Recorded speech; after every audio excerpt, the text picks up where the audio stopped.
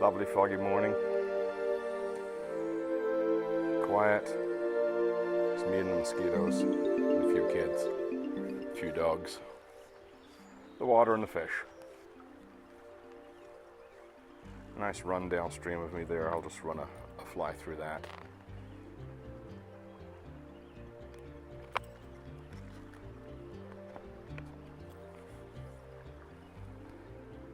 These days, swinging flies is so associated with two-handed rods and steelhead and salmon.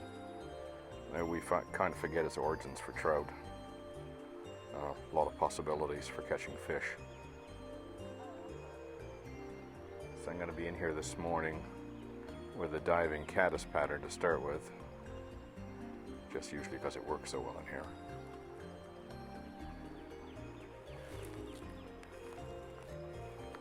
Figure out how I'm going to swat the mosquitoes without hitting my cameras.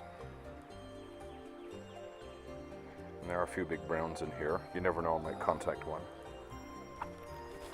Now I changed fly boxes, so I hope I have some of my caddis patterns with me. I forgot, I think they're all in one box and I don't think I have it with me. That will really tick me off. Hopefully I have one in here. Yes, I do.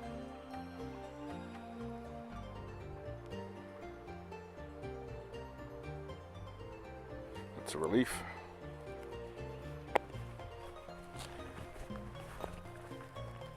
I usually fish this with a intermediate line, but the creek is down this morning, so I'll be using a floater today. This does fish better with an intermediate though, there's no question. This imitates a hydropsyche, spotted sedge, diving females. They lay their eggs in riffly water. I'm looking downstream, I can't see any bug activity at all. But since these females tend to often operate in fairly sparse numbers, I'm hoping the fish will still make a run for it anyway. Good thing the barb was crushed, I just stuck that in my lip. Now I've got blood on it, I'll be accused of chumming. I'm just going to check this out to make sure it gets down properly. It's got to be an inch or two under the water. There we go, that's perfect.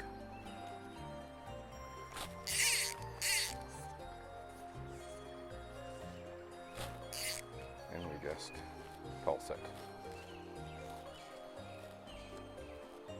Pulsing is important. I've had lots of experience with this fly. In this creek, it does not work unless it's pulsed. I've tried it many times without pulsing and didn't get a thing.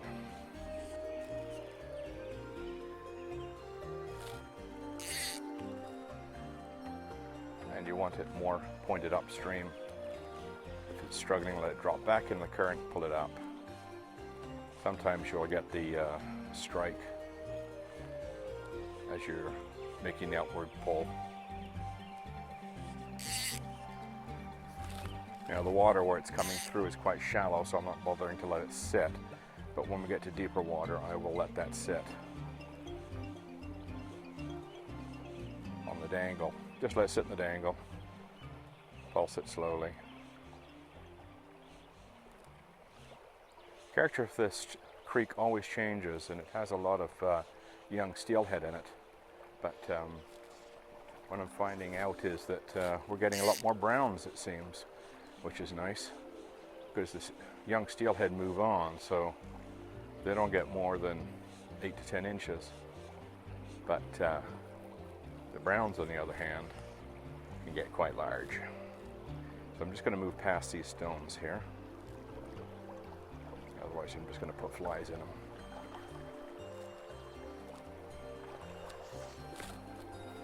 Okay.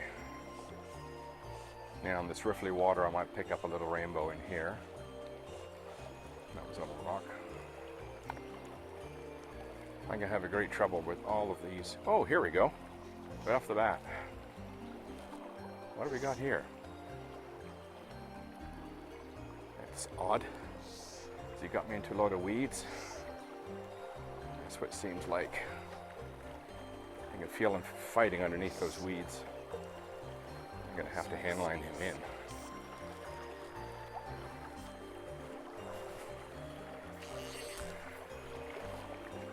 Now he's off. That was a nice little fish. Nice fat one. Let's check this out to make sure it's not full of weeds. That, judging by its size, was probably a half-decent little brown. And these browns are not hatchery fish. They are all born here on the creek.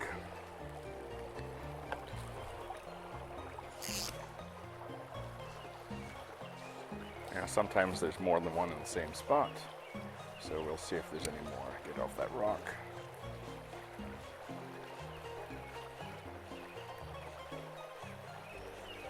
Let's try over there. Well, there was a little tap. I'll come back.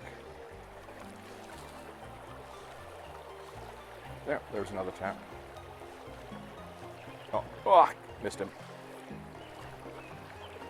Those are little steelhead babies over there.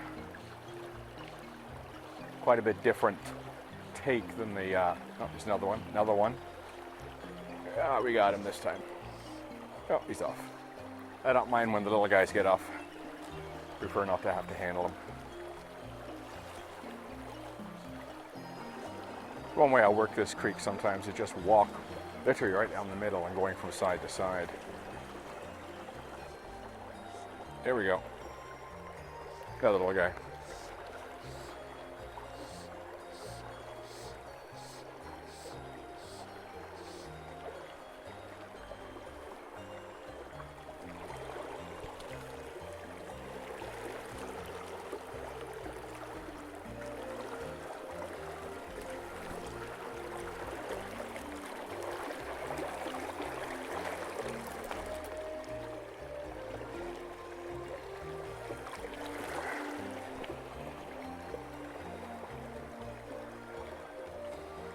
When they're that small, I prefer them to get off. If they get off, they don't always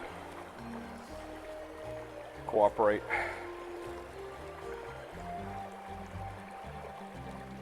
Managed to make a mess of this. We'll blame it on the fish. How's that? There we go. There's lots of these little guys in this creek. So when you fish it, you know, you have to go through the little guys to hopefully that one better fish like that one I lost a few minutes ago. And the little guys tend to be in clumps, clumps, what a way to put it. Little schools, so we find one, usually find more than one. That was weed, so I'll just check to make sure there's nothing on the hook. The big laugh, of course, is when you're hand lining in like this to check your fly and you get a fish on it.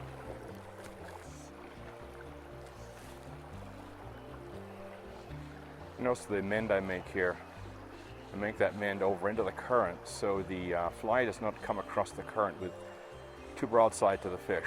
I want it sort of butt into the fish so it looks like it's struggling up against the current.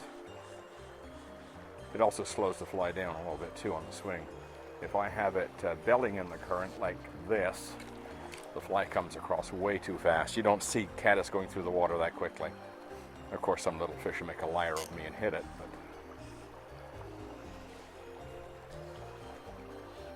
so I always make that mend. There goes a little bird. Always a good sign, birds above the water. This section of the creek has usually produced one or two half-decent fish for me. So here's hoping this morning that moon's true. Mind you, there was that one half-decent one back there a few minutes ago that I lost out of the weeds. I'm also leading with my rod tip to keep as much tension off the line as possible so the current doesn't drag it. Let's flip it over, work into the bank. Yeah, I saw that little guy come right up, splashed as he lunged at the fly.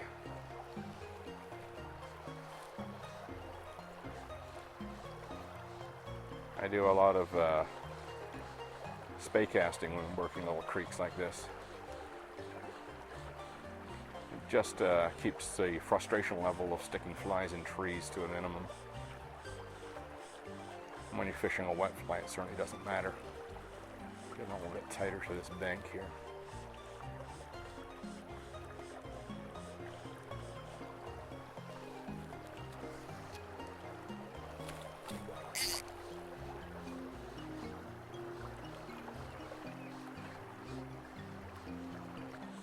Hydropsyche caddis. The females dive in the riffles to lay their eggs on the bottom. Other species, the females sort of pop along the top, dropping their eggs into the water, and they'll just bounce. And the hydropsyche females will also bounce when hit the water if they're not able to penetrate the surface tension. So it's sometimes hard to tell which is going on. But if I see caddis females bouncing on the water, I will pull this fly out immediately. And the other important thing to know about this fly is it should be fished in riffles. In the slow water, it's less productive because the hydropsyche are laying their eggs in the fast water. So fish in slow water, don't expect to see it. So this is perfect for this kind of fly right here. Now the creek slows down a little further on. If I really wanted to get ambitious, I would change the fly over.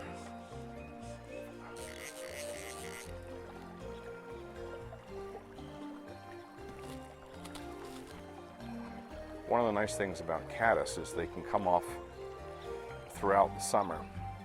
You don't get the blizzard hatches you get with mayflies. You do get onesies and twosies coming off at times. And that's something we can exploit.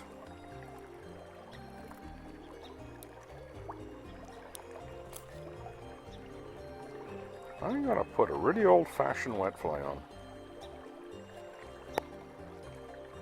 Can't remember the name of this thing. But I'm not even sure what it's supposed to imitate, if anything at all. I got some glue in the hole.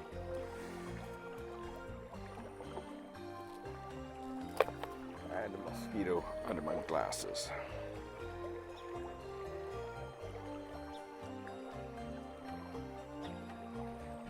Tied these years ago. I'm gradually going through the stock of them. This might be more useful in the slower water. I think the last time I used one of these was Pennsylvania. Let's pull that out so the loop is a little bit loose. Check that, make sure the barb is crushed.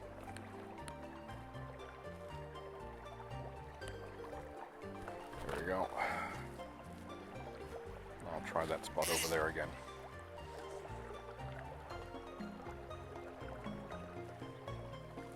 I'm going to get in under those trees. Make sure I got some casting room behind me.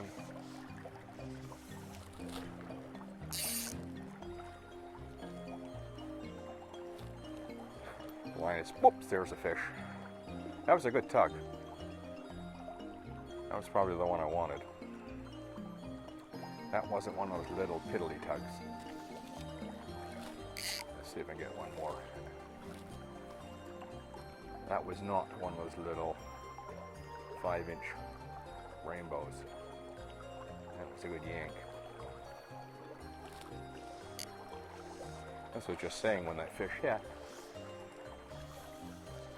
I don't fish a long line off this rod very often. So the line gets a little coily on this little reel.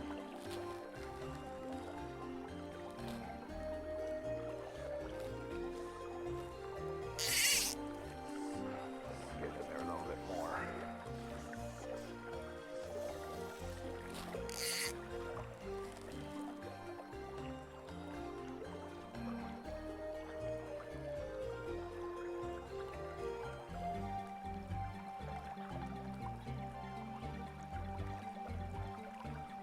I love a day like today. No sun, soft mist,